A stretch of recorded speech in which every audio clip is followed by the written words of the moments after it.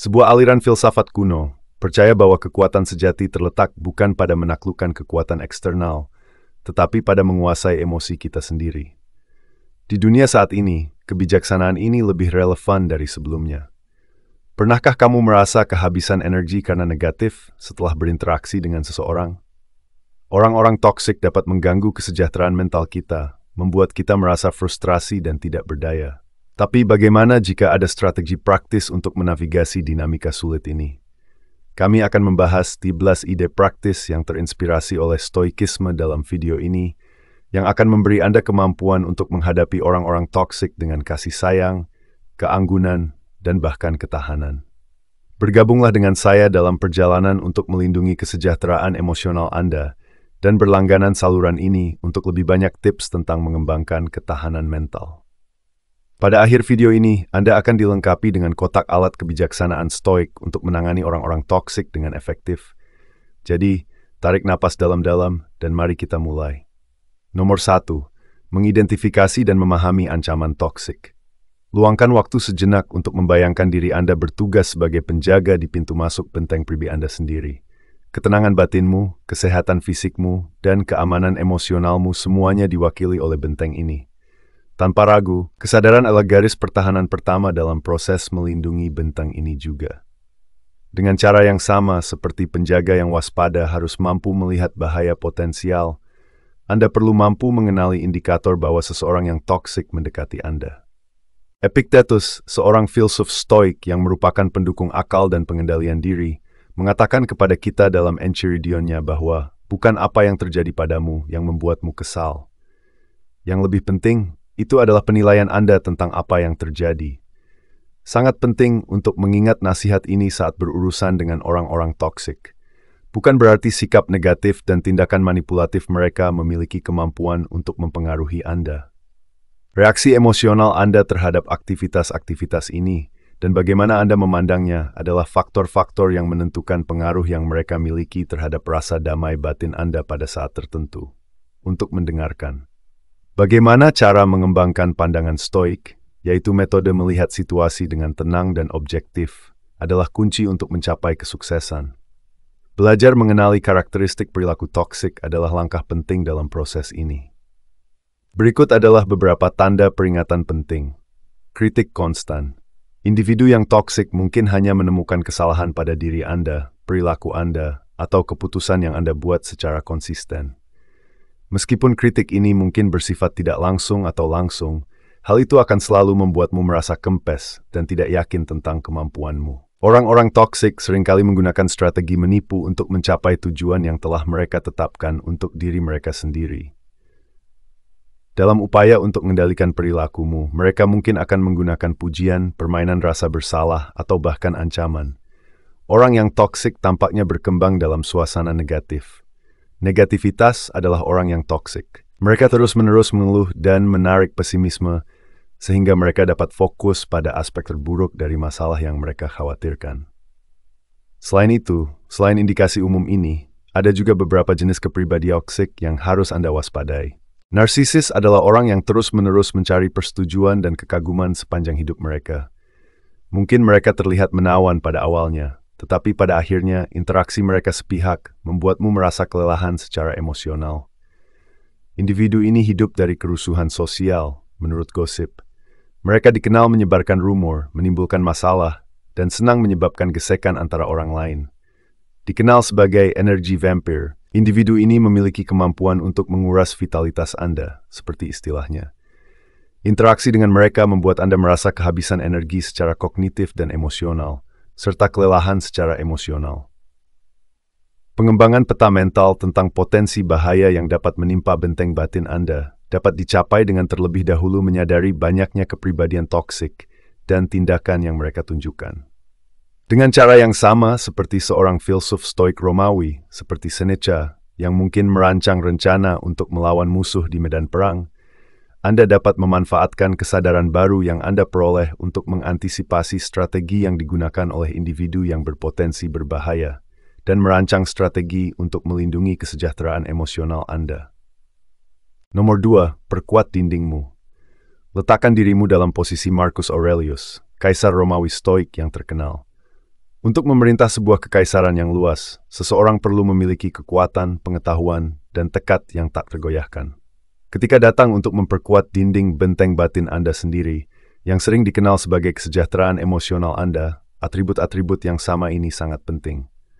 Tidak diragukan lagi, batasan yang telah Anda tetapkan adalah fondasi dari benteng ini. Ketika berurusan dengan orang-orang toksik, batasan adalah garis-garis jelas yang Anda buat di pasir untuk menandai batasan Anda. Mereka menentukan jenis perilaku yang akan dan tidak akan Anda setujui. Anda tidak boleh membiarkan orang-orang toksik mengganggu wilayah emosional Anda dengan cara yang sama seperti seorang raja yang berkuasa tidak akan membiarkan batas-batasnya dilanggar.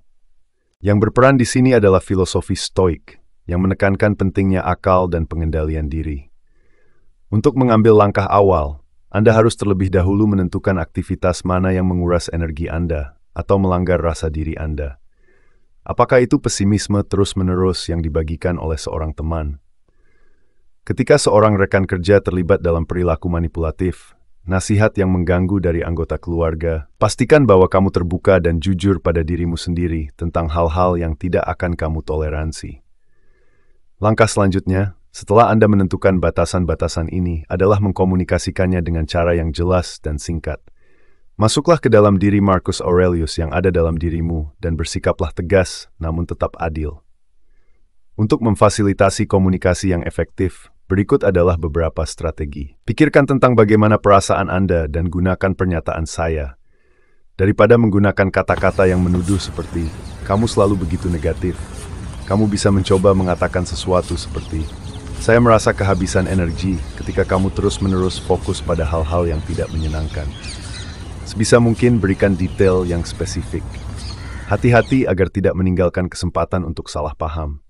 Daripada mengatakan sesuatu seperti, saya butuh ruang, Anda sebaiknya mengatakan sesuatu seperti, saya tidak bisa bicara sekarang, tetapi saya akan senang berbincang nanti minggu ini. Tepati janjimu, tapi bersikaplah baik. Pada saat yang sama, ada perbedaan antara bersikap tegas dan bersikap agresif. Penting untuk menyampaikan pendapat Anda dengan percaya diri sambil menghindari permusuhan. Di sisi lain, menetapkan batasan bukanlah pengalaman sekali saja. Ketika datang untuk menegakkan batasanmu, kamu perlu tegas dan konsisten. Sama seperti seorang penguasa stoik yang selalu waspada terhadap invasi barbar. Dinding yang tidak stabil mudah untuk dibongkar. Jika seseorang yang toksik mengabaikan batasan Anda harus mengingatkan mereka dengan tenang tentang batasan yang telah ditetapkan. Mungkin bahkan perlu bagi Anda untuk membatasi interaksi Anda dengan orang tersebut atau sepenuhnya menarik diri dari situasi tersebut. Ingatlah bahwa menetapkan batasan bukanlah tentang menghukum seseorang. Sebaliknya, ini tentang melindungi diri sendiri. Iri hati, sebuah kebiasaan buruk yang sering menjadi sumber pembicaraan toksik, dengan tegas dihindari oleh kaum stoik. Melalui penetapan batasan, Anda tidak terlibat dalam perilaku egois. Sebaliknya, Anda hanya melindungi kesejahteraan emosional Anda dan menciptakan ruang yang diperlukan untuk membangun kedamaian batin. Dalam konteks jalan stoik, Anda menuju kehidupan yang damai, sebuah benteng yang kuat yang ditandai dengan batasan yang jelas dan dipertahankan dengan baik adalah komponen penting. Nomor 3, jadilah tidak menarik bagi barbar emosional. Pertimbangkan seorang barbar emosional yang ganas yang didorong oleh pesimisme dan mencari konflik dramatis. Ada orang-orang toksik tertentu yang bertindak dengan cara seperti ini. Mereka bergantung pada perhatian, pada respons emosionalmu, dan negativitas mereka berkembang dari situ. Dengan harapan mendapatkan respons, secercah kemarahan atau luka yang akan memicu semangat mereka terus-menerus menusuk dan menusuk dengan hinaan. Ide-ide stoik tentang regulasi emosional dan ketidakpedulian terhadap rangsangan eksternal menjadi inspirasi bagi metode batu abu-abu yang menjadi alat yang kuat dalam konteks ini. Paul Friedman, seorang terapis, menciptakan teknik yang dikenal sebagai metode batu abu-abu. Ini adalah strategi yang melibatkan menjadi kurang peka secara emosional. Ini bukan tentang sepenuhnya menutup. Sebaliknya, ini tentang memberikan padanan emosional dari batu abu-abu yang halus. Sebuah permukaan yang netral dan tidak memberi, dan yang tidak menyediakan pegangan bagi hal-hal negatif untuk menempel. Untuk lebih mendalami pendekatan ini, mari kita ambil nasihat bijak dari Seneca, seorang filsuf stoik Romawi yang hebat. Seneca memberitahu kita bahwa kebahagiaan sejati terletak pada menikmati saat ini, tanpa ketergantungan cemas pada masa depan. Ini adalah pengingat bahwa kita harus menahan diri dari kebutuhan akan perhatian. Orang-orang yang toksik sebagian besar waktu mencari perhatian, baik itu positif maupun negatif. Dengan metode Grey Rock, Anda mencegah mereka mengalami respons emosional yang mereka cari. Di tengah badai yang mereka coba ciptakan, kamu menjadi tidak menarik dan seperti batu yang membosankan. Tanggapan yang netral berfungsi sebagai pelindungmu. Metode Grey Rock melibatkan merespons pernyataan negatif dengan pernyataan yang netral dan benar secara sengaja. Penting untuk menghindari terlibat dalam perselisihan emosional atau pembenaran. Jika kamu memiliki teman yang toksik dan mereka menghina pekerjaanmu, kamu bisa menangkis serangan mereka dengan mengatakan, "Itu menarik," tanpa memberikan mereka bahan bakar lebih untuk menyebarkan negativitas mereka. Orang-orang toksik sering mencoba mengendalikan emosi Anda. Oleh karena itu, penting untuk menghindari terjebak dalam pusaran emosi. Mereka bisa resort ke sarkasme, permainan rasa bersalah, atau bahkan permusuhan yang jelas dalam perilaku mereka. Dalam situasi ini, hal terpenting adalah melepaskan diri dari pusaran emosi mereka. Pertahankan ketenanganmu dan tanggapi dengan cara yang faktual, menolak untuk terlibat dalam drama mereka. Penting untuk diingat bahwa Seneca mengajarkan bahwa jalan menuju kebahagiaan sejati adalah dengan tidak menghibur diri kita dengan harapan atau ketakutan. Anda tidak boleh memberi mereka kekuatan emosional yang mereka cari.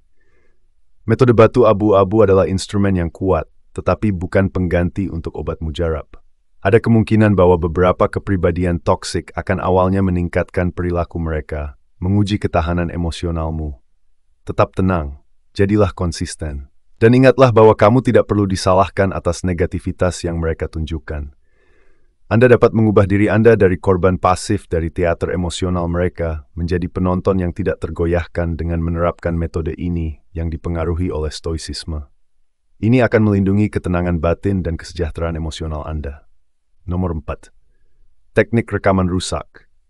Bayangkan diserang tanpa henti oleh manipulasi. Seseorang yang toksik merusak batasanmu melalui argumen menipu dan taktik emosional. Dihadapkan pada serangan yang begitu terus-menerus bisa sangat melelahkan secara emosional dan tidak menyenangkan. Jangan takut, bagaimanapun juga. Prinsip-prinsip stoik tentang alasan yang tak tergoyahkan dan ketekunan menjadi inspirasi bagi teknik rekor patah yang muncul sebagai pertahanan yang kuat ketika digunakan. Teknik rekaman rusak adalah strategi yang dikembangkan untuk melawan taktik menipu.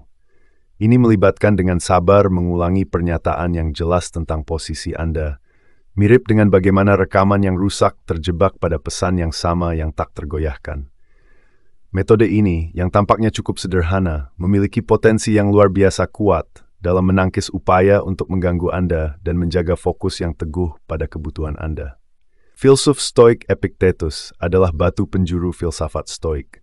Oleh karena itu, mari kita menjelajahi lebih dalam teknik ini. Dengan mengandalkan kebijaksanaannya, frasa kebebasan adalah satu-satunya yang baik untuk menggambarkan kekuatan ketekunan. Kebebasan ini mencakup kemampuan untuk menentukan batasan Anda sendiri, serta kebebasan untuk mengatakan tidak tanpa memberikan penjelasan. Prinsip penting ini dicontohkan oleh teknik rekaman yang terputus. Anda mampu menunjukkan keteguhan tekad Anda dan mencegah manipulator menarik Anda keluar jalur dengan mengulangi pandangan Anda dengan tenang dan tanpa henti. Membela diri dari serangan emosional. Untuk tujuan mendapatkan keunggulan, para manipulatif sering menggunakan strategi emosional. Mereka bisa mencoba memanipulasi Anda dengan menggunakan pujian, rasa bersalah, atau bahkan kemarahan untuk membuat Anda melakukan apa yang mereka inginkan. Anda dapat menghindari serangan emosional ini dengan bantuan teknik broken record. Anda mampu menangkis upaya mereka untuk memanipulasi emosi Anda dan menjaga argumen tetap berdasarkan alasan dengan berkonsentrasi pada pernyataan faktual dari posisi Anda. Pengulangan konsisten dari posisi Anda bisa sangat mengganggu bagi seorang manipulator. Ini karena pengulangan dianggap sebagai bentuk pertahanan. Alur percakapan mereka terganggu, mereka kehilangan keseimbangan, dan kekosongan argumen mereka terungkap. Bayangkan ombak menghantam batu yang sangat kuat. Batu itu tidak bergerak sama sekali, sementara gelombang akhirnya menghilang. Bertentangan dengan kepercayaan umum, teknik broken record tidak melibatkan konfrontasi. Mempertahankan fokus yang kuat pada pendirian Anda sambil menegakkan batasan Anda dengan tenang adalah sesuatu yang penting. Ingatlah bahwa stoicisme menekankan pentingnya akal dan logika sebagai prinsip panduan untuk mengatasi masalah yang dihadapi dalam hidup.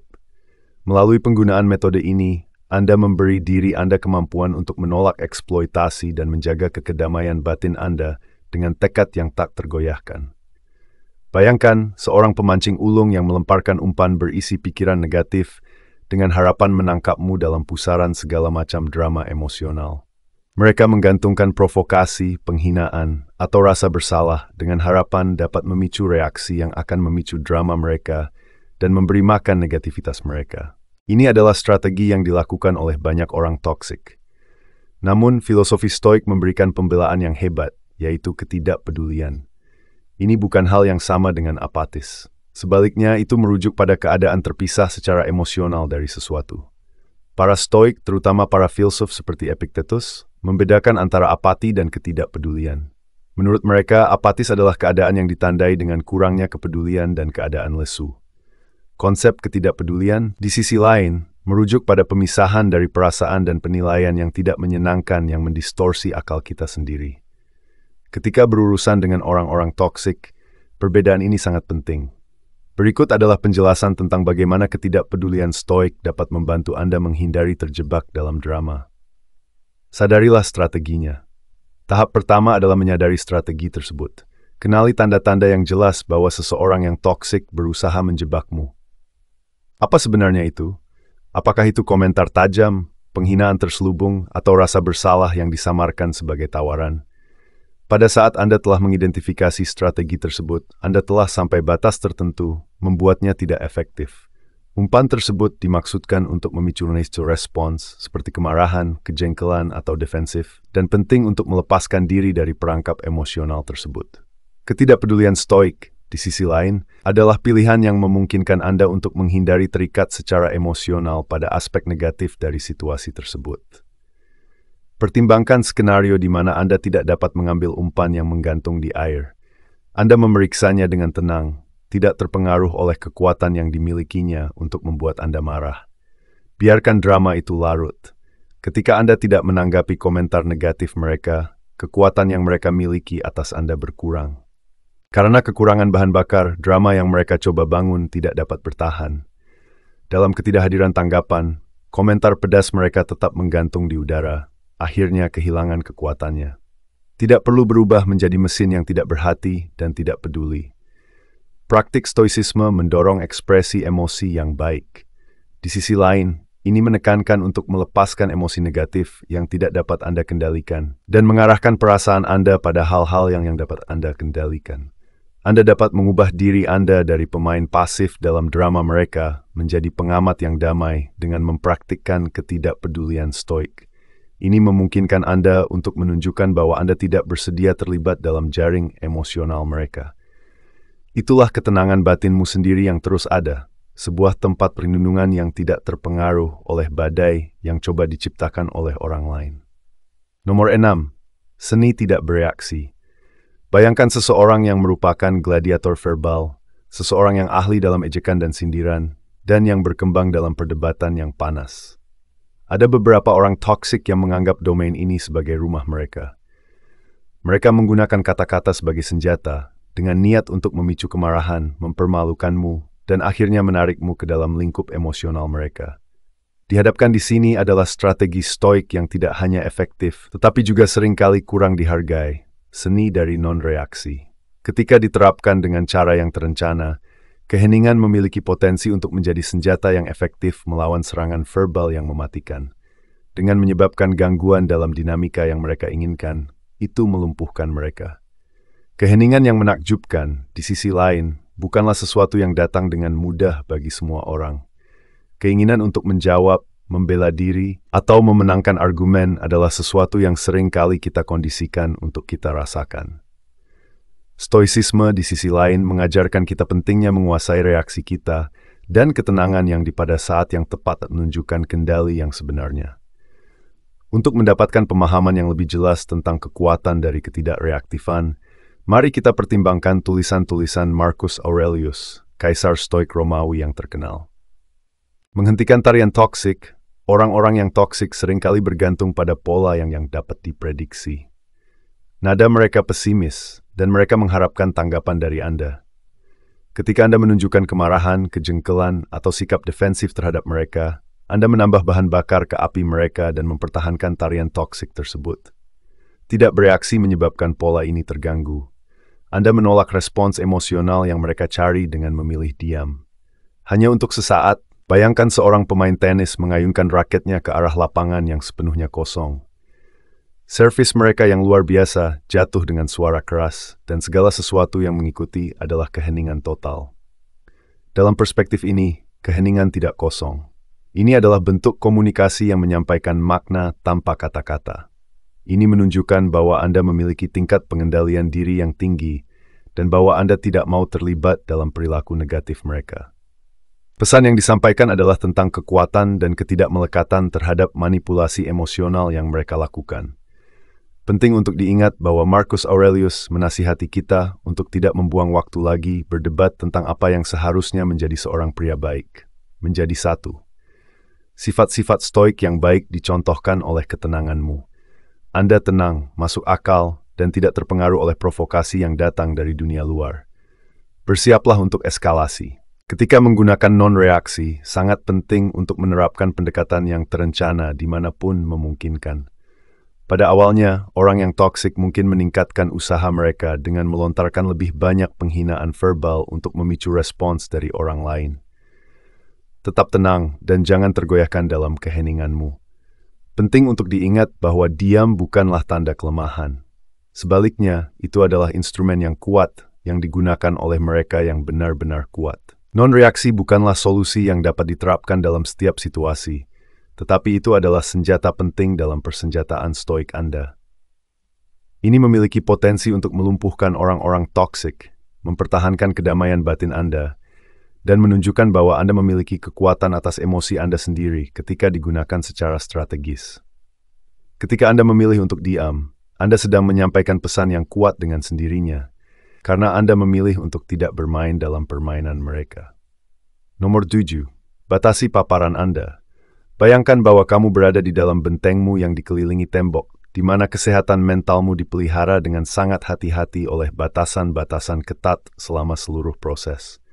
Namun, bahkan dinding yang paling kokoh sekalipun tidak dapat sepenuhnya melindungi Anda dari bahaya yang datang dari luar. Individu yang terkontaminasi, seperti penyusup yang gigih, mungkin tak berusaha menembus perlindungan Anda. Ide stoik tentang mengendalikan apa yang bisa kamu kendalikan muncul pada titik ini dalam diskusi untukmu. Meskipun Anda tidak dapat mengendalikan tindakan orang-orang toksik, Anda dapat mengatur jumlah waktu yang Anda habiskan bersama mereka. Salah satu garis pertahanan pertama dalam metode ini adalah mengurangi waktu yang Anda habiskan untuk berinteraksi dengan orang-orang yang toksik. Ketika memungkinkan, jaga jarak fisik. Apakah kamu bisa sepenuhnya menghindari mereka? Adalah mungkin bagi Anda untuk menjadwalkan ulang pertemuan makan siang atau dengan hormat mengundurkan diri dari sesuatu yang sedang dibahas. Ingatlah bahwa ini bukan tentang ketidaksopanan, melainkan tentang melindungi diri sendiri. Dengan cara yang sama seperti pemimpin stoik yang tidak akan mengirim pasukannya ke dalam konflik yang tidak penting, Anda juga tidak boleh membiarkan diri Anda terpapar negativitas yang sebenarnya tidak perlu. Namun demikian, tidak selalu mungkin untuk menghindari sesuatu sepenuhnya. Kadang-kadang, orang-orang toksik bisa jadi orang yang bekerja dengan Anda, anggota keluarga Anda, atau bahkan teman dekat dan kenalan. Dalam situasi seperti ini, menjalin jarak emosional menjadi sangat penting. Ini dapat dicapai dengan strategi-strategi berikut. Epictetus, seorang filsuf stoik yang terkenal, memberitahu kita bahwa kebahagiaan dan kebebasan dimulai dengan pemahaman yang jelas satu sama lain. Ini adalah kutipan dari Epictetus yang menyoroti pentingnya keterlepasan mental. Namun demikian, ini tidak berarti bahwa ada keterlibatan emosional. Anda mampu memahami pesimisme orang lain tanpa membiarkannya mempengaruhi sikap Anda. Latih keterlepasan mental dengan mengamati perilaku mereka secara tidak memihak, tanpa membiarkan diri Anda terlibat secara emosional. Reframing kognitif. Orang-orang yang toksik bagi Anda seringkali akan mencoba mengendalikan perasaan Anda dengan menggunakan negativitas. Reframing kognitif sebuah metode yang sangat dipengaruhi oleh konsep stoik, dapat sangat membantu dalam situasi ini. Ubah pesimisme mereka menjadi pengamatan objektif dengan merumuskannya kembali. Dalam hal seorang rekan kerja terus-menerus mengeluh, misalnya, Anda dapat mengubah cara pandang terhadap situasi tersebut menjadi, mereka tampaknya sedang mengalami hari yang sulit, daripada membiarkan negativitas mereka menjatuhkan Anda. Orang-orang toksik berkembang biak dari hal-hal negatif. Oleh karena itu, penting untuk fokus pada hal-hal positif. Cobalah untuk tidak memberi mereka kemampuan untuk mengambil kebahagiaanmu. Lakukan upaya bersama untuk berkonsentrasi pada aspek positif dalam hidupmu, seperti minat pribadi yang kamu nikmati, pekerjaan penting yang kamu lakukan, dan teman-teman yang mendukungmu. Izinkan diri Anda dilindungi secara emosional oleh faktor-faktor bermanfaat ini, sebuah tempat berlindung dari hal-hal negatif yang mereka bawa. Tidak ada yang namanya pengecut ketika datang untuk membatasi paparan Anda, baik secara fisik maupun emosional. Melindungi ketenangan batin dan mempraktikkan perawatan diri keduanya penting. Stoik memiliki keyakinan kuat akan pentingnya menjalani kehidupan yang bermoral dan bertindak secara rasional. Ketika Anda mengurangi waktu yang Anda habiskan untuk berinteraksi dengan orang-orang dan situasi negatif, Anda memberi ruang bagi diri Anda untuk memelihara kehidupan batin yang baik dan berkembang. Bayangkan bahwa bentengmu dikelilingi oleh parit besar yang, selain menjadi penghalang fisik, juga berfungsi sebagai penghalang emosional, melindungi kedamaianmu dari kemarahan orang-orang toksik yang mendekat. Nomor 8. Bangun sistem dukunganmu. Hanya sejenak, bayangkan dirimu bertugas sebagai penjaga di pintu masuk kastil batinmu. Dindingmu telah diperkuat dengan batasan. Kamu telah menyempurnakan seni tidak bereaksi, dan kamu telah mengurangi jumlah orang toksik yang kamu hadapi. Namun, untuk sepenuhnya mempertahankan posisi mereka, bahkan pejuang yang paling berani pun memerlukan falang yang kuat, yaitu formasi sekutu yang dapat dipercaya. Sistem dukungan Anda adalah falang stoik Anda, yang merupakan komponen penting dalam memastikan bahwa Anda menjaga ketenangan batin ketika Anda terlibat dalam perjuangan melawan negativitas. Para stoik, terutama para filsuf seperti Seneca, sangat menekankan pentingnya menjalani kehidupan yang selaras dengan alam. Prinsip-prinsip panduan ini dicontohkan oleh jaringan individu-individu berbudi luhur yang mendukung Anda, yang menginspirasi Anda, dan yang berbagi keyakinan dasar Anda. Dalam masa-masa sulit, Anda mungkin bisa mengandalkan mereka untuk dukungan dan bimbingan. Mereka adalah orang-orang yang akan mendengarkanmu, memberikan nasihat bijak, dan menawarkan dorongan yang tak tergoyahkan. Salah satu cara di mana sistem dukungan yang kuat dapat berfungsi sebagai penyangga terhadap pengaruh negatif individu toksik adalah sebagai berikut. Dalam proses menghadapi orang-orang toksik, bisa sangat melelahkan secara emosional untuk memiliki ruang aman untuk berbagi. Adalah mungkin untuk menciptakan lingkungan yang aman, di mana Anda dapat menganalisis pengalaman Anda dan mengungkapkan frustrasi Anda ketika Anda memiliki teman atau anggota keluarga yang dapat Anda percayai untuk diajak berbagi. Pemahaman dan belas kasih mereka dapat berfungsi sebagai sistem dukungan yang penting, mengingatkan bahwa Anda tidak berjuang sendirian. Orang-orang toksik seringkali mengurangi rasa harga diri Anda, tetapi mereka juga bisa menjadi sumber dorongan.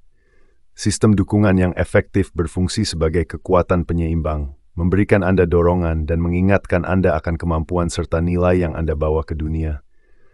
Kepercayaan mereka padamu memiliki kekuatan untuk memperkuat tekadmu dan menyalakan kembali api yang membara di dalam dirimu, terutama dalam situasi di mana negativitas mengancam untuk memadamkannya.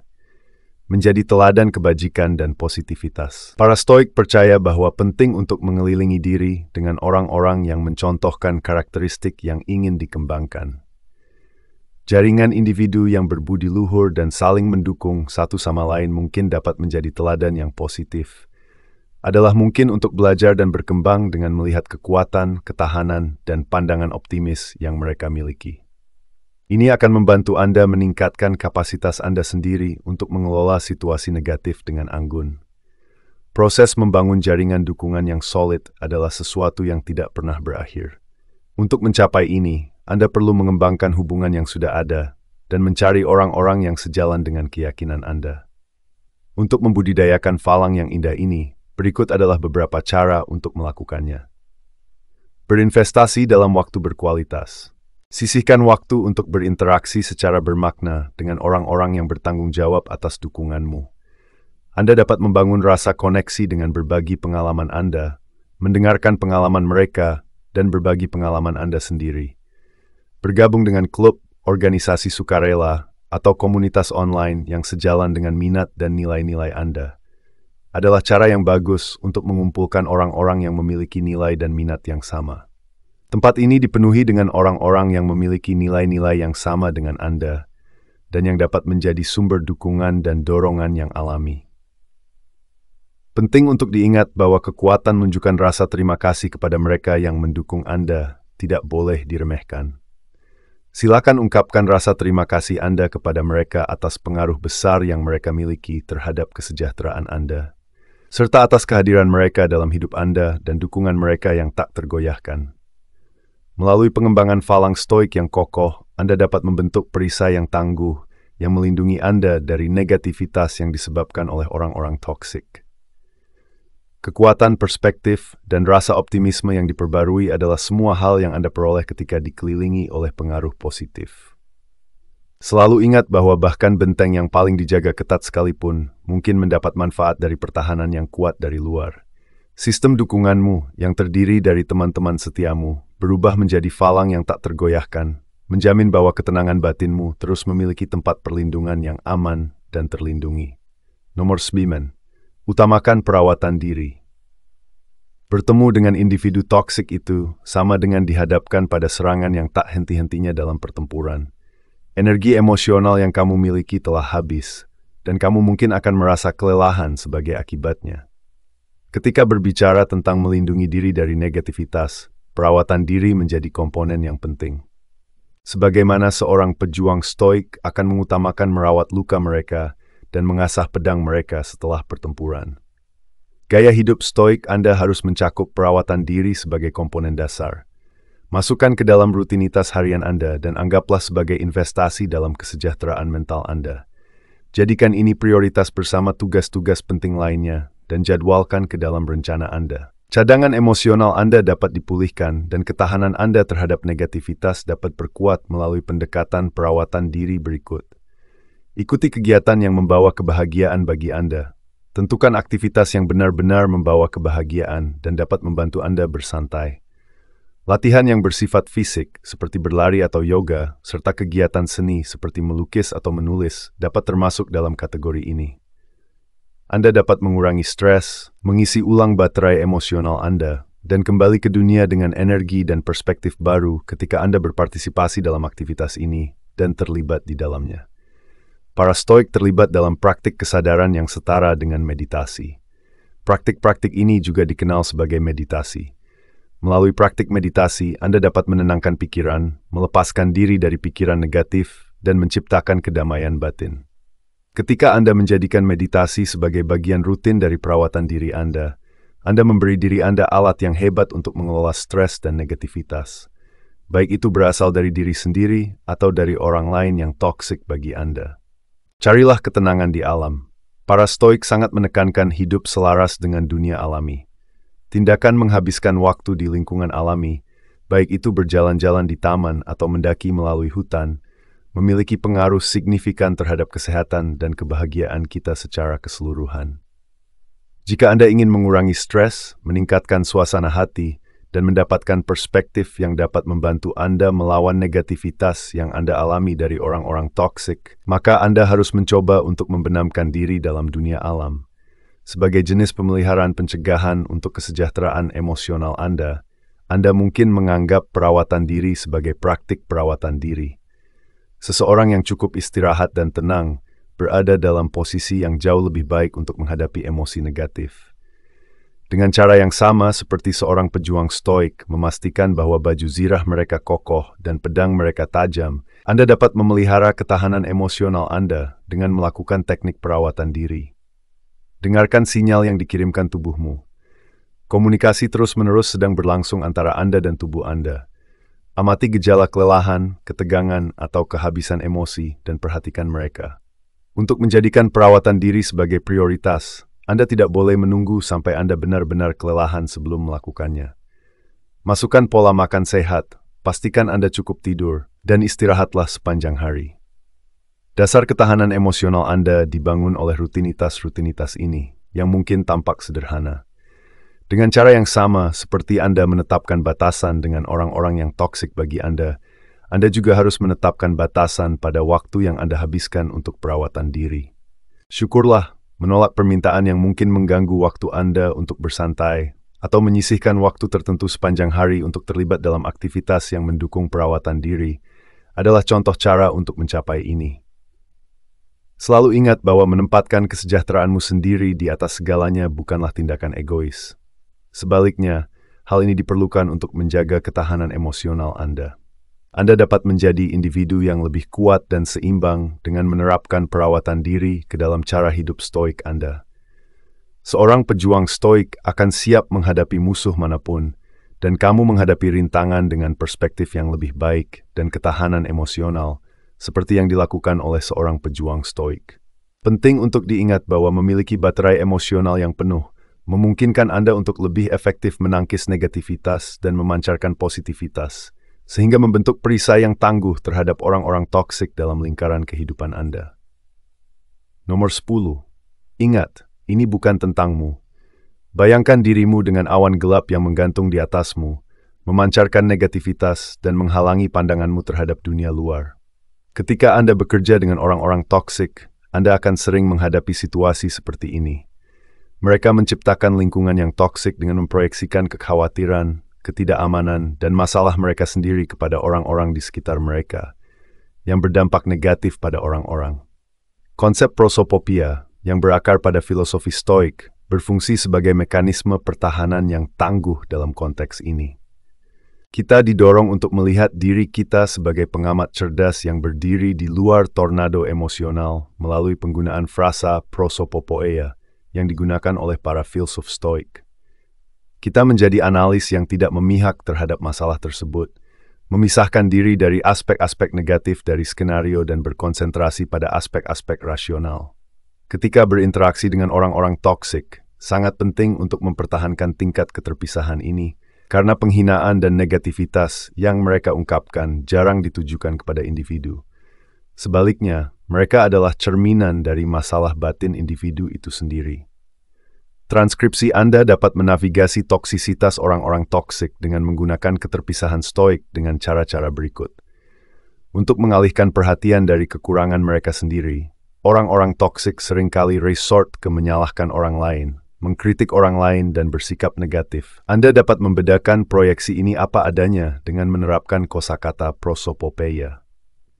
Menjauhkan diri dari arus bawah emosional akan memungkinkan Anda mengamati perilaku mereka dengan cara yang tidak memihak, seperti yang dilakukan seorang ilmuwan saat menyelidiki suatu fenomena. Anda mampu memahami bahwa negativitas mereka adalah produk dari lanskap internal mereka sendiri dan bukan cerminan dari Anda atau nilai Anda. Ketika Anda memiliki kemampuan untuk melepaskan diri dari situasi tersebut sejenak, perilaku mereka bukanlah cerminan dari karakter Anda, melainkan gejala dari diri mereka sendiri dan masalah yang mereka alami. Ambil misalnya awan gelap. Meskipun mungkin melemparkan bayangan, itu tidak ada hubungannya dengan tanah yang sesaat tertutup pandangannya. Langit di atas masih dipenuhi dengan matahari yang bersinar terang. Epictetus, seorang filsuf stoik besar, memberitahu kita bahwa bukan karena kita memiliki waktu hidup yang singkat, tetapi karena kita membuang banyak waktu tersebut. Ini menyoroti pentingnya fokus pada jalan stoik Anda. Panjang hidup kita sudah cukup, dan sejumlah besar telah dianugerahkan kepada kita untuk alasan yang paling penting, asal kita dapat memanfaatkannya dengan benar. Jika Anda ingin menghindari pemborosan waktu dan energi berharga Anda harus menghindari terlibat dengan energi negatif dari orang-orang toksik. Pertahankan jarak emosionalmu, prioritaskan untuk menjaga kesehatanmu sendiri, dan teruslah melangkah maju di jalur stoik yang akan membawamu ke kehidupan yang penuh dengan kebajikan dan ketenangan. Tidak sama dengan apatis untuk menjadi terpisah. Meskipun mungkin untuk menunjukkan belas kasih terhadap kesulitan mereka, tidak perlu bagi Anda untuk menjadi korban dari badai emosional yang mereka alami. Anda dapat melindungi ketenangan batin dan kesejahteraan emosional Anda dengan mempraktikkan keterlepasan stoik yang mengharuskan Anda mengubah diri dari target pasif menjadi pengamat yang pusat. Penting untuk diingat bahwa matahari masih bersinar cemerlang di atas pegunungan awan. Nomor 11, jangan coba memperbaiki mer. Keinginan untuk memperbaiki, menyembuhkan, dan berperan sebagai terapis bisa sangat kuat, terutama ketika Anda dihadapkan dengan seseorang yang Anda cintai yang melakukan perilaku yang merugikan orang lain. Di sisi lain, dalam ranah stoisisme, jalan ini seringkali berujung pada frustrasi dan kehabisan cadangan emosional seseorang. Ketika berbicara tentang membudidayakan transformasi, individu toksik, seperti tanaman yang tercekik oleh gulma, memerlukan kemauan dan usaha mereka sendiri. Transisi ini tidak dapat dipaksakan dengan cara apapun. Untuk alasan-alasan berikut, stoisisme lebih menekankan pada fokus pada apa yang dapat Anda kendalikan, yaitu reaksi dan interaksi Anda sendiri, daripada berusaha mengubah orang yang toksik. Beban tanggung jawab. Beban tanggung jawab atas tindakan orang yang toksik sepenuhnya ada pada individu itu sendiri. Mereka perlu membuat keputusan yang disengaja untuk mengatasi emosi negatif mereka dan mencari cara untuk mencapai kebajikan. Mencoba mengambil tanggung jawab ini untuk mereka hanya akan menghasilkan dinamika yang tidak sehat dan akan menghalangi mereka untuk mengambil tanggung jawab atas masalah yang mereka alami. Salah satu prinsip dasar stoisisme adalah penerimaan terhadap hal-hal yang berada di luar kemampuan seseorang untuk mengendalikan.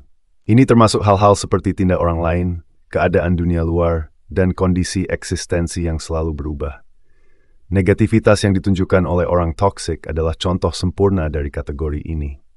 Karena kamu telah menerima kenyataan ini, kamu telah membebaskan dirimu dari usaha sia-sia untuk mengubahnya.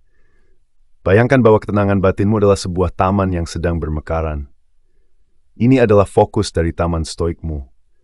Orang-orang toksik dalam hidupmu, dengan sikap negatif mereka, seperti gulma yang mengancam akan mencekik pertumbuhan yang telah kau rawat dengan susah payah. Anda membuang-buang waktu dan usaha dengan mencoba mencabut mereka di kebun orang lain. Arahkan perhatianmu pada hal-hal yang penting bagimu, seperti membangun hubungan positif, merawat kebajikanmu, dan melakukan praktik perawatan diri. Filsafat stoik, di sisi lain, menempatkan pentingnya tinggi pada membantu orang lain mencapai kebajikan. Ada, jika Anda merasa terdorong, cara untuk mendorong orang toksik untuk melakukan refleksi diri. Namun, penting untuk diingat bahwa Anda memiliki batasan. Alih-alih mencoba menentukan jalur yang harus mereka ambil untuk berubah, Anda sebaiknya menawarkan materi yang dapat merangsang introspeksi mereka sendiri daripada mencoba menyelesaikan masalah mereka. Sebuah buku tentang komunikasi yang baik, rekomendasi untuk seorang terapis, atau bahkan hanya saran baik untuk mengevaluasi konsekuensi dari tindakan mereka bisa termasuk dalam hal ini, tergantung pada keadaan. Anda dapat memiliki pengaruh yang paling signifikan terhadap orang lain dengan menunjukkan prinsip-prinsip stoik dalam hidup Anda sendiri. Ini adalah cara paling efektif untuk memimpin dengan memberi contoh. Anda memiliki kemampuan untuk bertindak sebagai mercusuar diam, sebuah monumen bagi kekuatan transformatif dari ide-ide stoik, melalui sikap tenang Anda, respons yang terukur, dan penekanan yang tak tergoyahkan pada kebajikan. Terkadang, meskipun Anda telah berusaha sebaik mungkin, orang yang toksik akan terus terjebak dalam negativitas mereka. Penting untuk tahu kapan harus menjauh dari mereka. Dalam keadaan seperti ini, stoisisme merekomendasikan untuk menetapkan batasan, dan jika perlu, menarik diri dari situasi tersebut, demi menjaga kesejahteraan diri sendiri. Ingatlah bahwa Anda tidak dapat mempengaruhi perjalanan mereka, tetapi Anda memiliki kemampuan untuk memilih jalan Anda sendiri. Melalui proses menginternalisasi ide-ide ini, Anda akan mengubah diri Anda dari seorang pemecah masalah yang frustrasi menjadi seorang fasilitator yang stoik. Anda mampu memberikan bantuan tanpa membahayakan kesehatan Anda sendiri, dan Anda mampu mengembangkan taman batin yang mungkin berkembang meskipun ada gulma yang mungkin tumbuh di area lain. Nomor 12. Kapan harus pergi? Bayangkan jika Anda mencari keselamatan di tengah ketenangan kastil perlindungan Anda yang stoik. Terima kasih. Anda telah mengembangkan keterpisahan emosional Anda, dan Anda telah menanam taman batin yang sehat. Anda juga telah memperkuat tembok Anda dengan menetapkan batasan.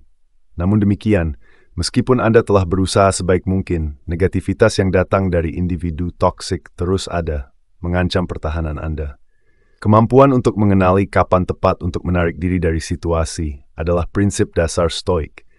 membuat keputusan untuk meninggalkan hubungan yang toksik, terutama yang melibatkan anggota keluarga dekat atau rekan kerja, bisa menjadi keputusan yang sangat sulit untuk diambil.